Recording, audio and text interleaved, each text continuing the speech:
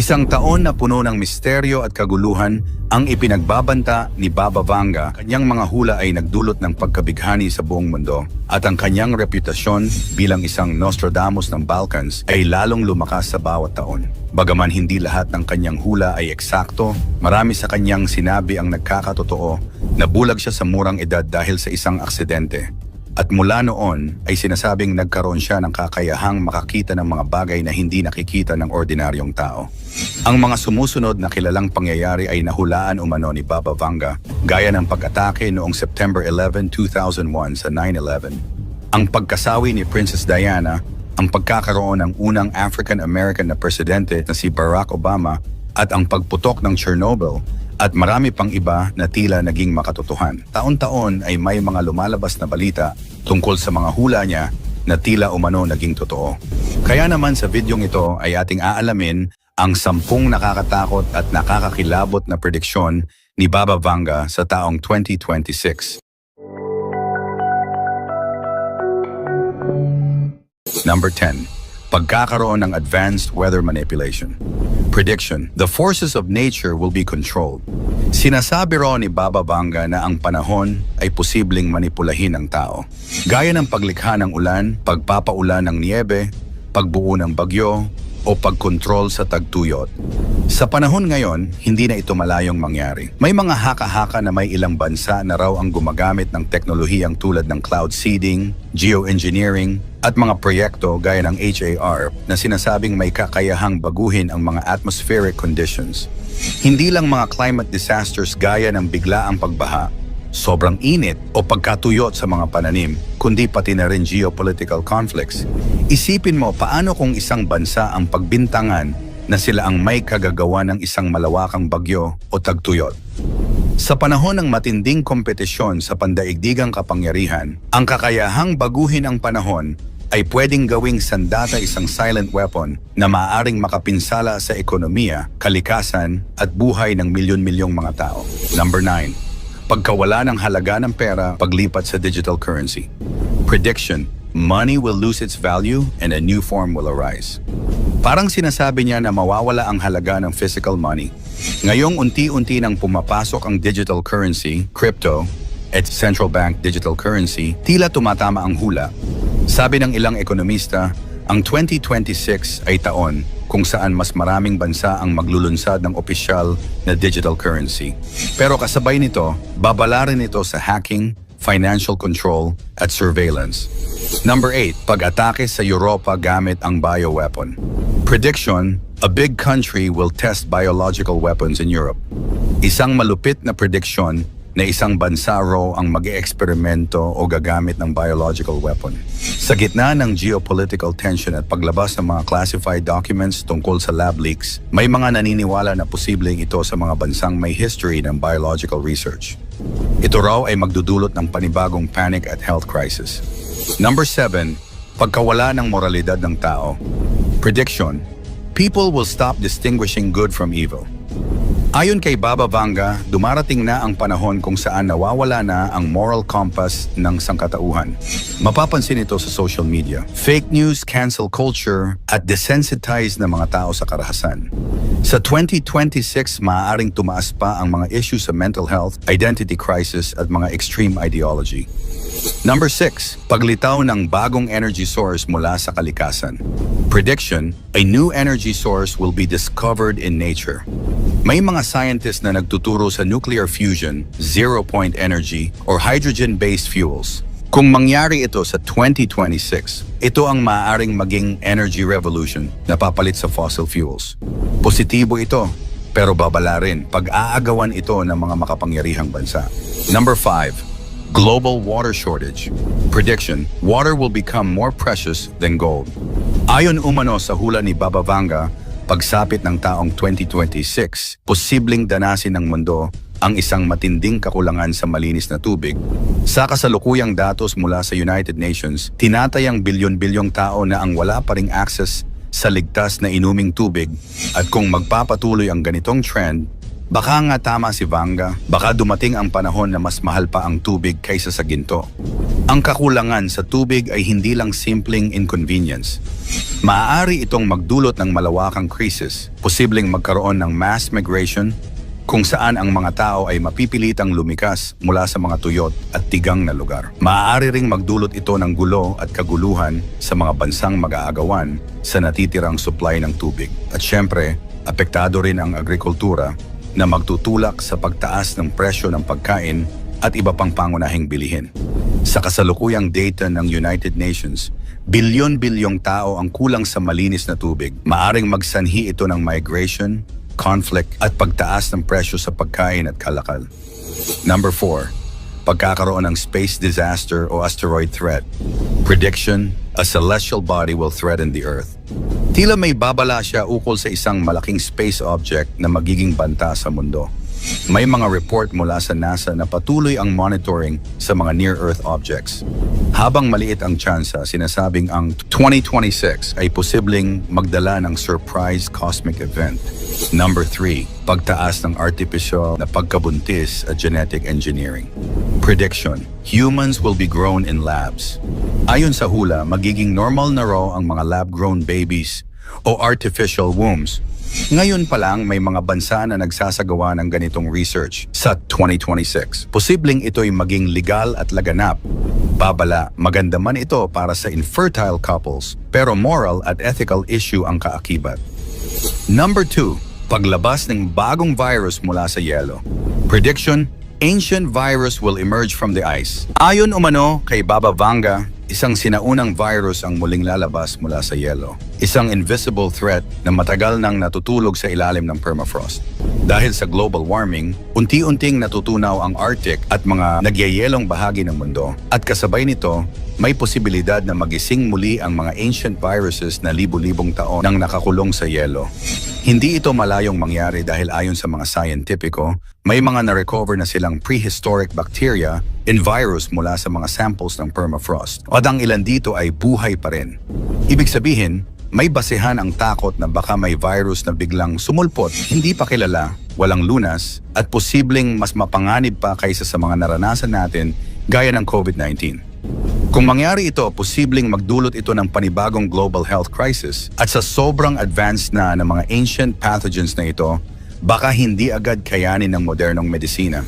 At ang number 1, pagbabago sa kamalayan ng tao. Prediction, there will be a shift in human consciousness. Sinasabi ni Baba Vanga na darating ang panahon na magbabago ang pananaw at damdamin ng sangkatauhan parang spiritual awakening. Matapos ang lahat ng krisis, ang pandemya, digmaan, economic crisis, posibleng ang 2026 ay simula ng bagong uri ng pag-iisip, mas makatao, mas konektado sa kalikasan at mas malalim ang pagkaunawa sa layunin ng buhay. 10 nakakatakot na hula ni Nostradamus sa 2026 Part 2. Number 10, pagputok ng malaking bulkan sa Asia. Quatrain, a great fire shall awaken the mountains of the east. Si Nostradamus ay may binanggit tungkol sa isang malaking apoy na magmumula sa bulkan sa silangan. Maraming eksperto ang nag-uugnay nito sa posibilidad ng pagputok ng isang malaking bulkan sa Pacific Ring of Fire, posibleng sa Indonesia, Japan, o kahit sa Pilipinas. Kung mangyari ito, malaking epekto ang maidudulot nito sa maraming mga tao, apektado lahat ng ari-arian, kabuhayan at pagbabago ng klima at paglikas ng libu-libong tao. Number 9, pagbagsak ng pandaigdigang ekonomiya. Quatrain, riches shall fade like snow under the sun. Si Nostradamus ay may babala tungkol sa biglaang pagbagsak ng ekonomiya. Sa 2026, ilang mga eksperto ang naniniwala na posibleng mag-ugat ito sa utang ng malalaking bansa, digmaan, at climate disasters. Maaaring makita natin ang pagbagsak ng stock market, hyperinflation, at pagtaas ng presyo ng pagkain at langis. Number 8, matinding pagbabago sa klima. Quatrain, the earth shall burn at 45 degrees. Bagamat nabanggit na sa part 1 ng ating video ang climate crisis, sa part 2 mas matindi. Heat waves na magdudulot ng malawakang tagtuyot at dambuhalang baha sa ibang bahagi ng mundo na makapagpapasawi sa maraming may buhay at makakasira sa kabuhayan at kabahayan ng mga tao. 2026 daw ang isa sa mga taong pinakaapektado ng extreme weather events. ayon sa ilang interpretasyon ng mga eksperto. Number 7. Pag-angat ng isang bagong leader. Quatrain, a young lion shall rise. May pahiwatig si Nostradamus tungkol sa paglitaw ng isang batang leader na magdadala ng malaking pagbabago, maaaring mabuti o masama. Hindi malinaw kung ito ay sa Asia, Europa o Amerika, pero madalas itong iugnay sa mga bansang may political crisis ngayon. Number 6. Pagkawasak ng isang malaking lungsod. Quatrain, the great city by the sea shall be consumed by fire. May mga interpretasyon na ang isang coastal city ang tatamaan ng sakuna, maaaring sunog, pagsabog o kombinasyon ng lindol at tsunami.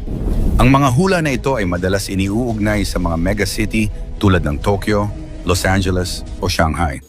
Number 5. Pag-usbong ng mas matinding pandemya.